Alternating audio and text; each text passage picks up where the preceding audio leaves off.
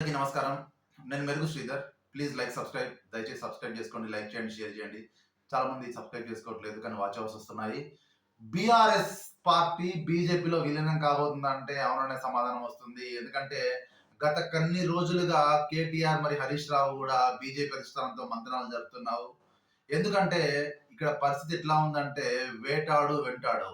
ఒకవైపు నుంచి కేసీఆర్‌ను రేవంత్ రెడ్డి అండ్ టీమ్ వెంటాడుతుంటే మరొక సైడ్ నుంచి బీజేపీ వేటాడుతుంది. ఆల్రెడీ కేసీఆర్ కుమార్తె కవితను జైల్లో వేసింది. తర్వాత తీహార్ జైల్లో ఉంది ఆమె ప్రెజెంట్.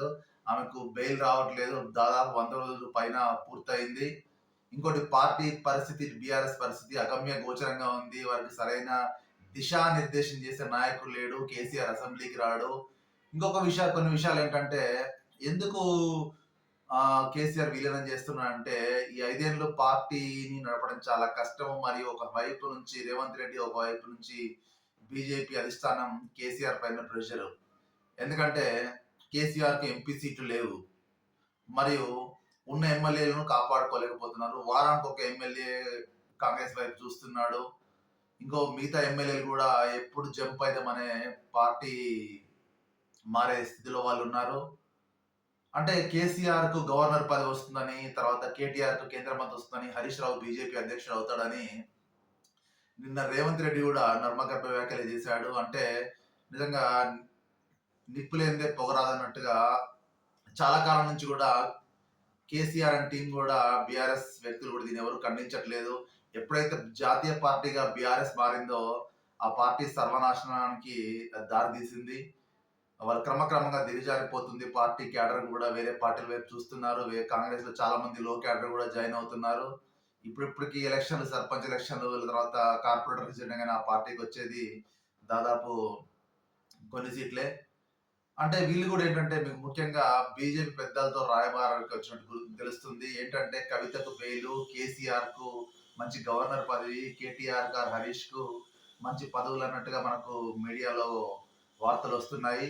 ఇంకొకటి ఏంటంటే అంటే కేసీఆర్ దీన్ని అయిష్టంగానే చేయొచ్చు. ఎందుకంటే ఆల్రెడీ ఇంతకుముందు కూడా ఒక కాంగ్రెస్ అధిష్టానంతో కాంగ్రెస్ లో విలీనం చేస్తున్నా అని చెప్పి తెలంగాణ ఫార్మేషన్ తర్వాత కాంగ్రెస్ కి హ్యాండ్ ఇచ్చిన ఘనత కేసీఆర్ది. కాబట్టి దీన్ని బీజేపీ అధిష్టానం కూడా అంత నమ్మకపోవచ్చు. ఏ క్షణంలోనైనా కేసీఆర్ యూటర్న్ తీసుకోవచ్చు. అందులో ఎటువంటి సందేహం లేదు. కానీ ఇప్పుడు కేసీఆర్ ముందు తన బిడ్డను కాపాడుకోవడము, పార్టీని కాపాడుకోవడము చాలా ముందున్న సవాళ్ళు. ఎందుకంటే కేసీఆర్ పార్టీ మరి అవినీతి చరిత్ర మోడీ దగ్గర ఉంది, అమిత్ షా దగ్గర ఉంది. కాబట్టి ప్రాంతీయ పార్టీలు నిర్వీర్యం చేయాలనే లక్ష్యం మెయిన్ గా బీజేపీకి ఉంటది. ఎందుకంటే ప్రాంతీయ పార్టీలను నిర్వీర్యం చేసి ఆ స్థానంలో వీళ్ళు బీజేపీ రంగంలో దిగుతుంది. ఎక్కడైతే ప్రాంతీయ పార్టీలు అధికారంలో ఉండి చెలాయించిన రోజులు ఉన్నాయో దీన్ని బట్టి చూస్తుంటే తొందరలోనే టిఆర్ఎస్ ఆఫీస్ కు డూలెట్ బోర్డు పెట్టి బీఆర్ఎస్ పార్టీని ఇంకా బీజేపీలో మెర్జ్ చేసి వీళ్ళు కొన్ని పదవులు తీసుకుంటారని మనకు కనబడుతుంది. ఇంకొకటి ఏంటంటే బీజేపీ అధిష్టానం కూడా ఫ్యామిలీ పాలిటిక్స్ ఎంటర్టైన్ చేయదు.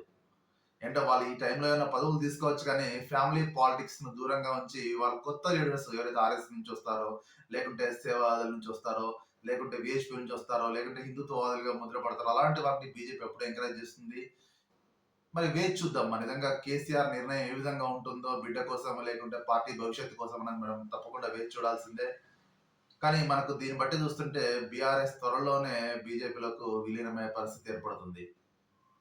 ధన్యవాదాలు.